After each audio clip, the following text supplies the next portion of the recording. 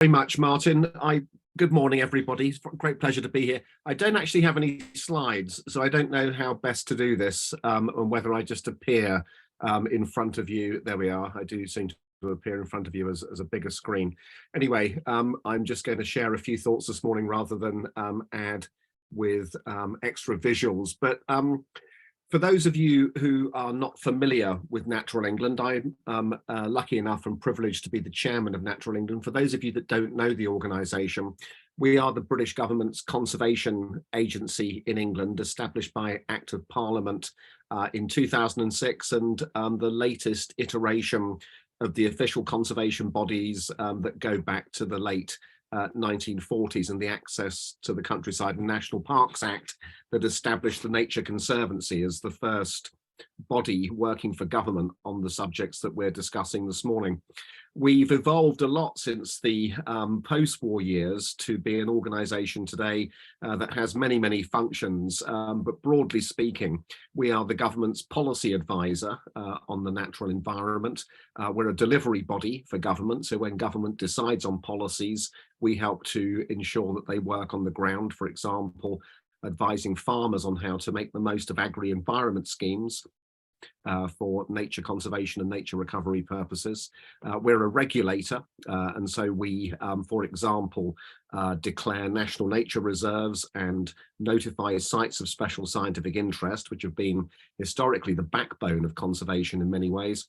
And also we're a scientific body. We have a great deal of technical capability in the organisation, with many of our staff actually world experts in their field. And we're also a pretty large organisation. We have about 3,000 people working with it, and an annual turnover which next year I expect will exceed £300 million. So we're doing a lot, but we've got a lot of capacity and a lot of capability. And you know, in the modern world, I think you know, we have just entered a new phase. I just mentioned the 1949 Act, which laid out much of the toolkit that we have been using for a long time: sites of special scientific interest, national nature reserves, and also designations that have worked in parallel on landscapes, the national parks and the areas of outstanding natural beauty, and also some of the things that we've used to create access to the natural environment, including the national trails. All of these things go back to that post-war period. And of course, since then, we've gathered a lot of data, we've gathered a great deal more insight into how conservation works, or more importantly, sometimes doesn't work. And we find ourselves today, after 70 years of really intense effort, still with having a major problem on our hands, with many species and habitats still in decline, even though we have put in that great deal of effort into declaring protected sites, gathering information about them, and find today that actually we're not still doing what needs to be done. And I think most people looking at the situation would say that what we have been doing in protecting particular places and focusing on particular species, it's been essential, but it has not been sufficient. And as we look at the now more widely recognized nature emergency that's upon us, with a mass extinction event taking place globally, you know, the question is invited, okay, what are we now going to do differently? Because what we've been doing has evidently not been up to muster. And so this is the context we find ourselves in now.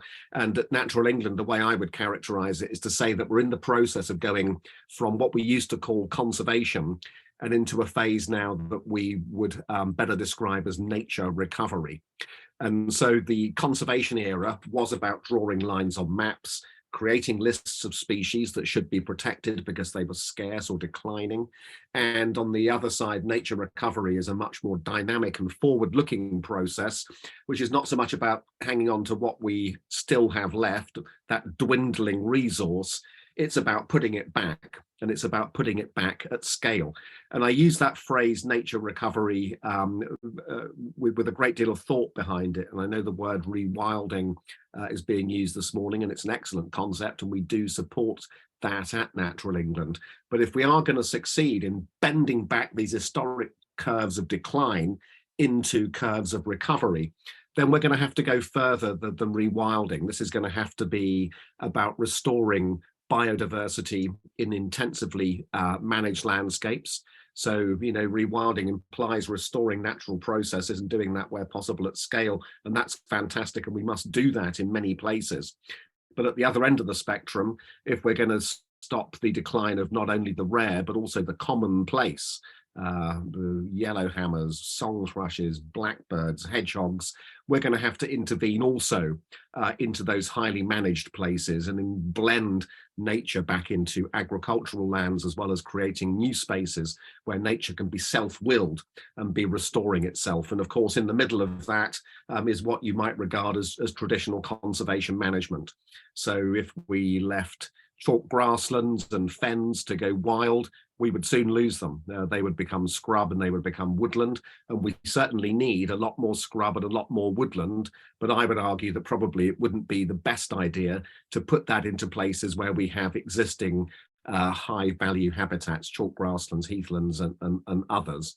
So this is a spectrum for me, best encapsulated by the phrase nature recovery, of which rewilding is a very, very important part. And we've just heard some really excellent contributions today from Alistair and Keith about the generality of that subject, and then also more about the importance of grazing animals. And certainly a lot of what we're doing at Natural England is reflecting that thinking, but is going more broadly. So we've entered this period where we are, I hope, and I do believe we are, making this shift from conservation to nature recovery. And we have some helpful winds coming behind us now from the policy direction. So I was in Montreal at the end of last year, where we had the recent conference of the parties of the Convention on Biological Diversity, COP15 of that process. And we had, as a result of some very intensive negotiations going on there, and I have to say the British team of negotiators did an excellent job in finally getting over the line after 2 weeks of negotiations there, but 4 years of talks leading up to that point, a really quite strong treaty, which will now guide at the national level countries' efforts to do by 2030 what this new agreement says, which is to halt the decline of nature, and by 2050 to get it into recovery. And if anybody's not looked at what's in that document, I'd recommend having a quick whiz through the 4 goals for 2050 and the 23 targets for 2030, because in there are some really quite big things that countries are going to have to do. And some of them are reflected right here back home in the Environmental Improvement Plan that was published at the end of January, which is basically setting out what England plans to do in relation to nature recovery arising from targets established in the Environment Act, or requirements established in the Environment Act, to agree targets and then to have a plan to implement them.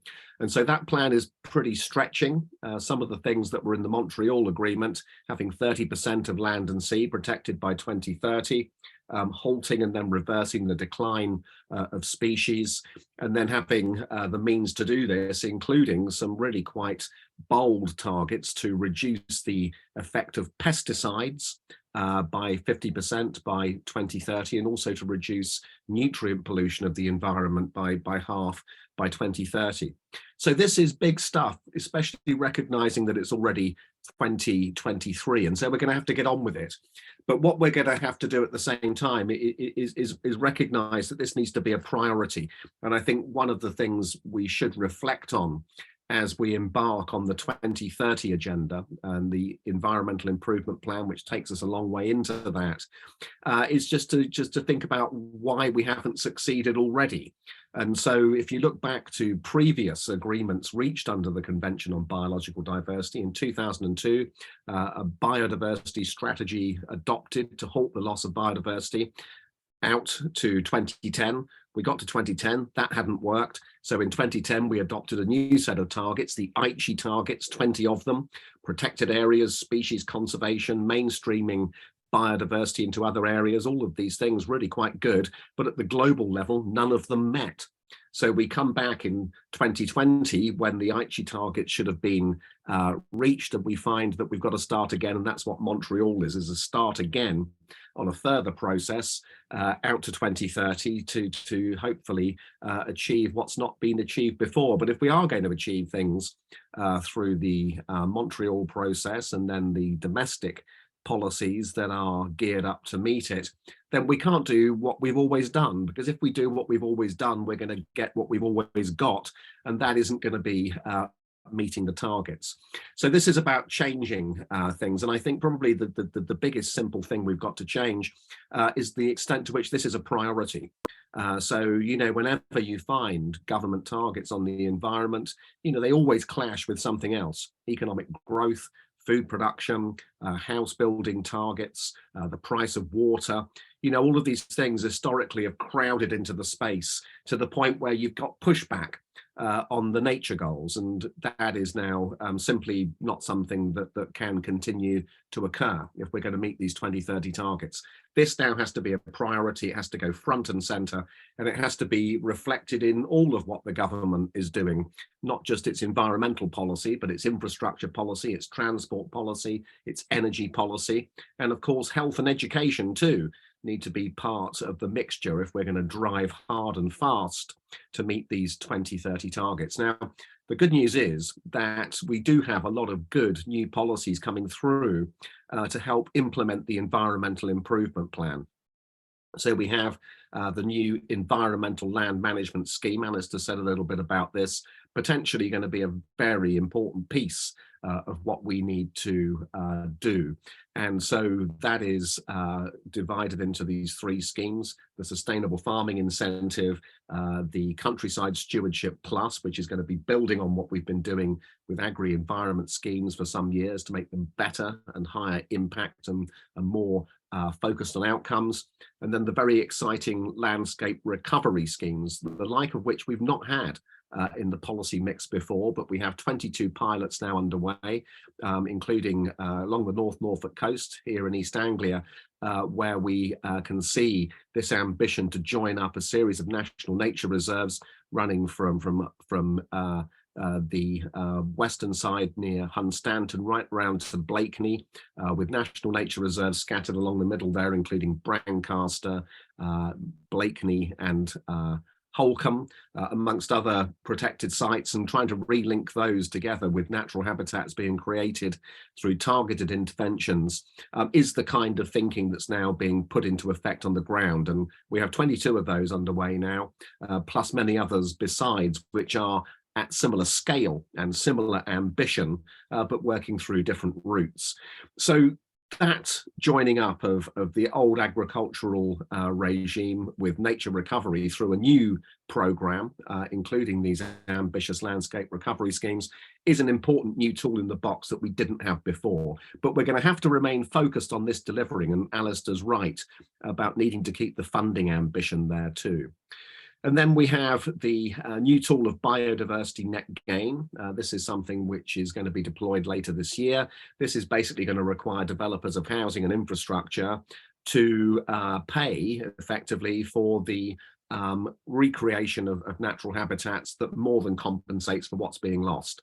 So this isn't going to be something that enables them to get away with lower standards because they're going to do compensation in a different place. This is additional to the existing requirements in the planning system, including the protection of protected areas.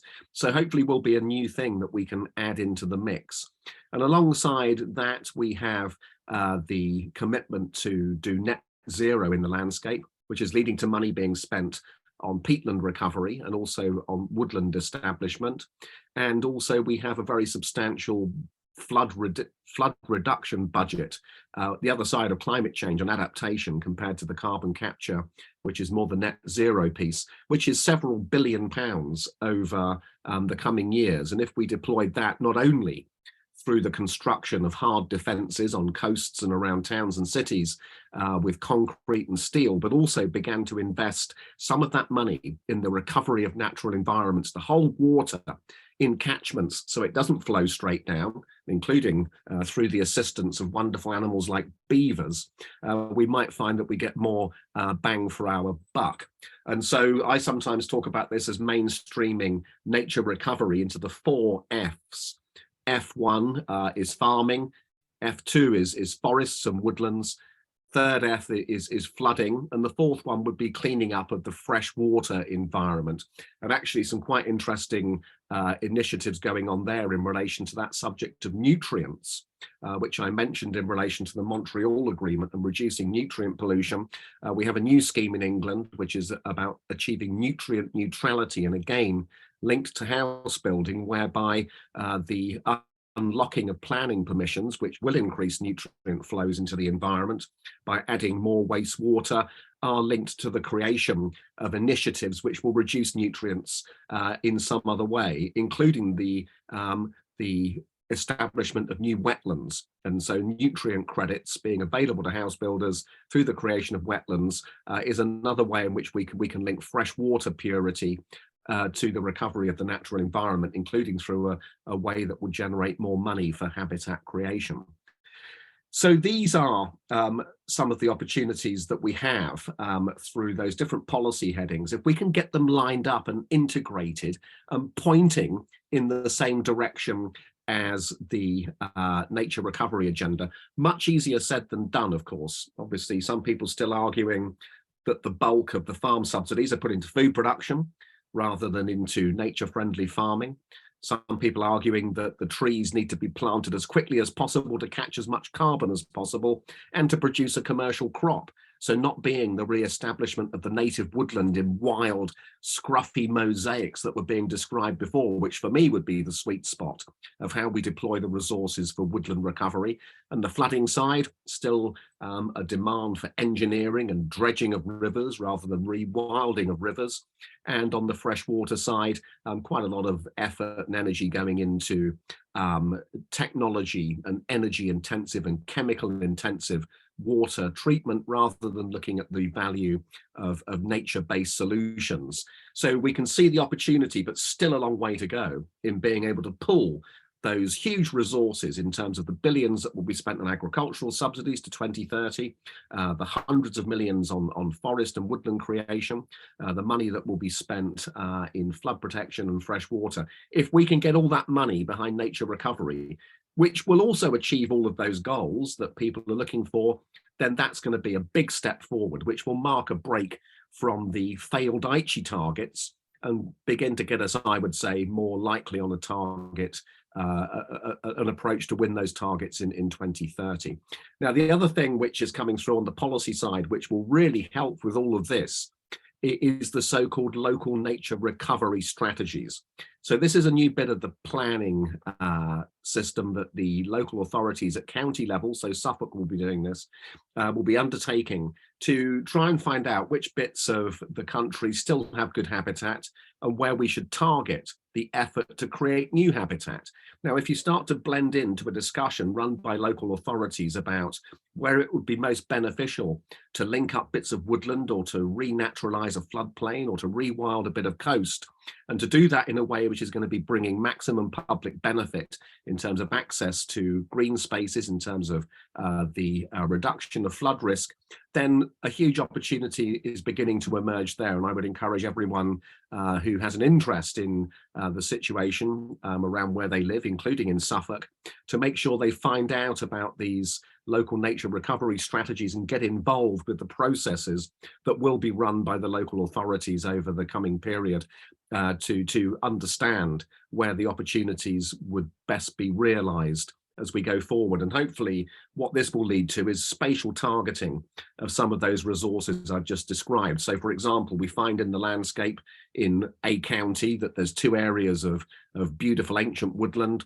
Where do we need to achieve nature recovery? Well, between the two, by targeting the woodland incentive, to link up those two bits of woodland. And we might find at the same time that those two bits of woodland are close to a floodplain that would benefit from being renaturalized at the same time as reducing flood risk, catching nutrients and reducing carbon in the atmosphere by holding it in the wetland soils. And so if we can start to think like that and think about these different tools that we've got and use the local nature recovery strategies, I think we might get much further than we would if we simply deploy all of these good things, but in an uncoordinated way in the landscape, as we have done for decades, of course. And so this is the opportunity that's there. And of course, using the principles of Sir John Lawton's 2010 report, Making Space for Nature, to guide the whole thing. Because one of the other reasons why we are not winning this war against the loss of nature is because we have fragmented protected areas that are scattered across the landscape, some of which are not in good condition. And so, as Sir John said, we need more, bigger, better and connected natural habitats if we are going to succeed in bending this curve towards recovery. Now in Suffolk, it's a great place to think about all of this, because if you look at the history of conservation, this is one of the parts of England that has a really proud track record. We've got many fantastic protected areas, including national nature reserves, Walberswick, Benacre, Cavenham Heath, Bradfield Wood, Dunwich, and then the Brecklands, of course, which are shared with Norfolk, many protected areas, SSSIs and national nature reserves there. We have a coastal area of outstanding natural beauty.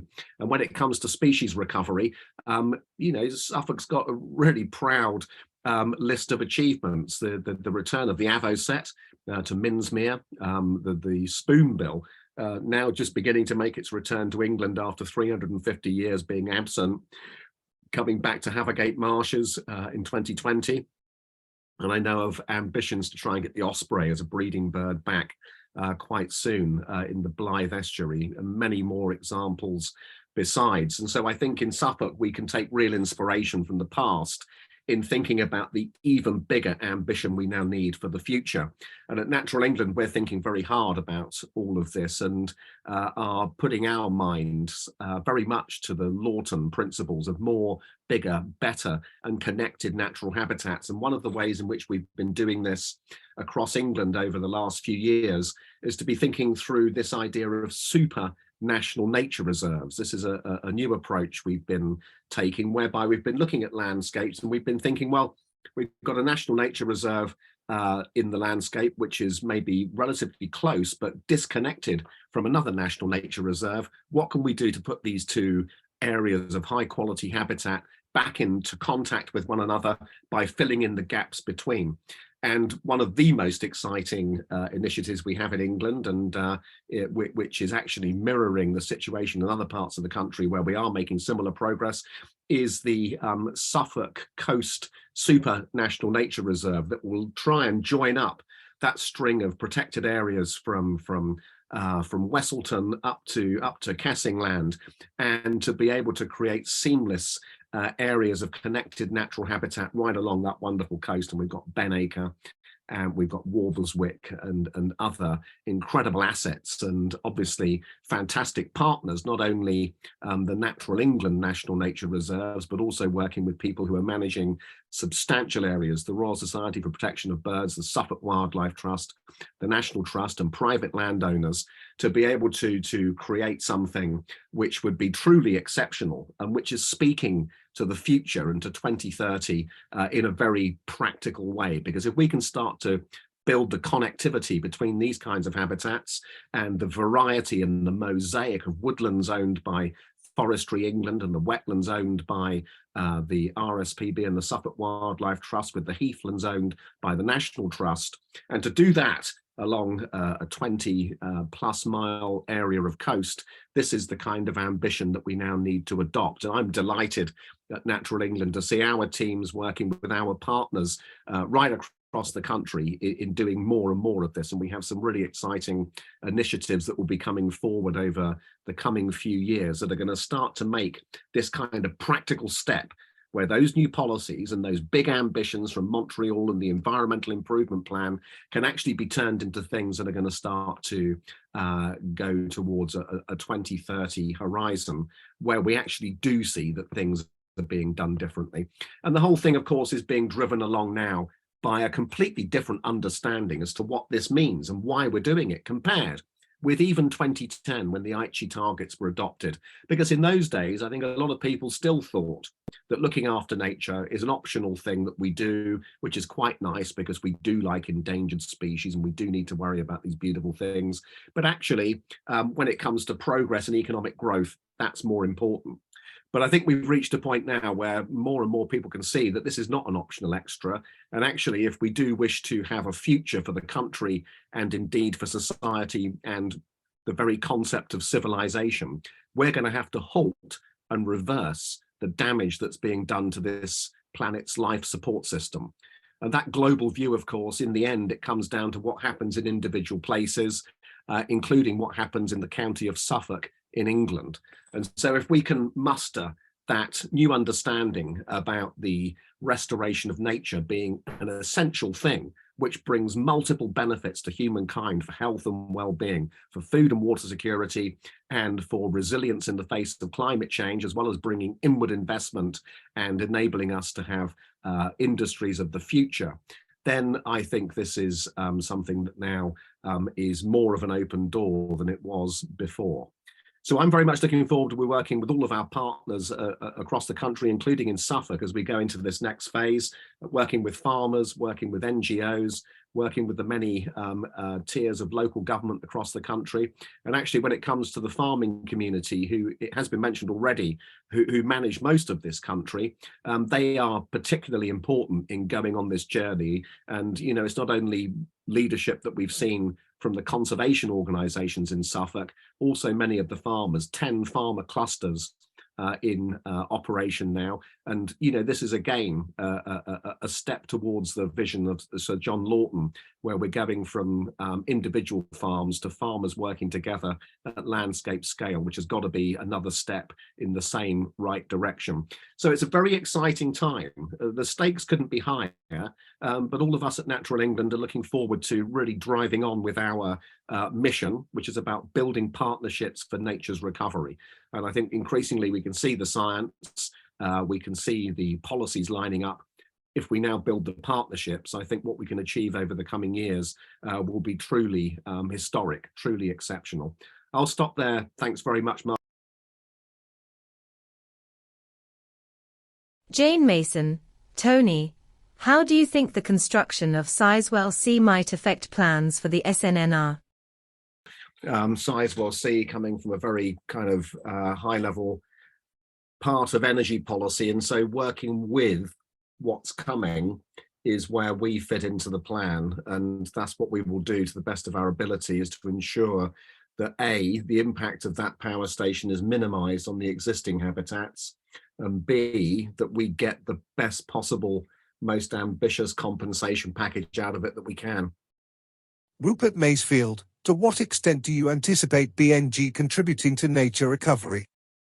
And how can the uncertain outcomes of rewilding be reconciled with the biodiversity metric approach to measuring BNG? Somewhat, I think. You know, I mean, the fact of BNG is that, you know, land is going to be lost to housing and to infrastructure. And what we're going to do with BNG is to create some compensatory benefits in other bits of the landscape. It's going to come down to two things, I think. One is the spatial targeting of it, which is going to be constrained by there being a strong demand to put the biodiversity net gain next to the development that is going to be triggering it. And then there's going to be the question of quality and the extent to which, you know, we're going to get decent habitat out of this that's going to be looked after and managed in a way that's going to contribute to the overall targets. And so, you know, from what I've seen, a lot of you know, commitment and attention to both of those things. So hopefully it will be a policy that succeeds in making the kind of impact needed. But again, you know, this is something that we'll need to look back on from the benefit of, you know, the future. I know that various people have been feeding in, you know, questions about rewilding and the extent to which this can accommodate that. And I know that the metric has been adapted and people are looking at it still. I would not get too distracted by that, however, in you know, the greater scheme of things, because you know the big money that's going to be available for rewilding will come from other sources for the most part. I think it's going to come from, you know, large scale investments by financial institutions. There's going to be big carbon money flowing into the landscape, various people looking at biodiversity credits as another vehicle for enabling corporate money to be deployed in nature recovery in ways that are going to go well beyond the limitations of what is quite a specific and constrained policy in the form of biodiversity net gain. So yeah, I mean, that there are limitations to what it can do. That's one of them, in the sense of, you know, being able to show a kind of like for like trade, as it were, in the delivery of the compensation. So, you know, what biodiversity net gain does is it measures what's there before you do the development, and then assesses whether you've achieved 10% benefit afterwards. And you know, if you start doing rewilding compared to, you know, a piece of you know, grassland or something that was there before, it starts to get tricky with the metrics. But I know that people are working on this at Natural England and elsewhere, and you know, we will do our best as always to get the maximum benefit we can out of it within the constraints of the policy. John Sanderson, farmers working with Natural England can devise really good schemes which can then get bogged down with discussion and delayed payments by the RPA. There must be a better system. I'm sure there's always things that can be better. The new environmental land management, you know, it's going to have to find ways of doing better than we've done in the past, because, you know, as I said in my opening remarks, you know, if we carry on doing what we've always done, we're going to carry on getting what we've always got, and it's not sufficient in the face of the nature emergency. So we're going to have to find ways of enabling farmers to be more ambitious, more flexible, more focused on outcomes. How you reconcile that with, you know, an official policy that does also have to have safeguards in it to prevent fraud and to ensure that the taxpayer is getting value for money, you know, that there's a tension there. And so, you know, how much bureaucracy is enough is the question. And hopefully at Natural England, we can help shape these policies so that we get sufficient scrutiny and oversight without getting these things completely mired in paper trails and forms that encourage people to, you know, cease to have the will to live. And I've heard a lot of that from farmers since I've been in this role over the last 4 years, about how the bureaucracy that comes with some of these things is absolutely paralyzing, and how they'd like to get on with it. And, you know, all sorts of reasons for that, some of which we can work around as we develop this new policy. A lot of what we do at the moment with the bureaucracy was driven by EU rules, and, you know, being able to show that we had a lot of certainty to prevent fraud and unintended outcomes and everything else, and it made it into something which is rather more clunky than would be ideal, I think it's fair to say. About the, you know, the new direction of farm policy, all of which I very much welcome, in terms of, you know, there being a shift from subsidies and putting this towards public goods, including nature recovery. But the design is going to have to add up to something that delivers the practical outcomes, and we're still in that process. But I do hope it finishes up being an outcome that we say is good and is better than what we had.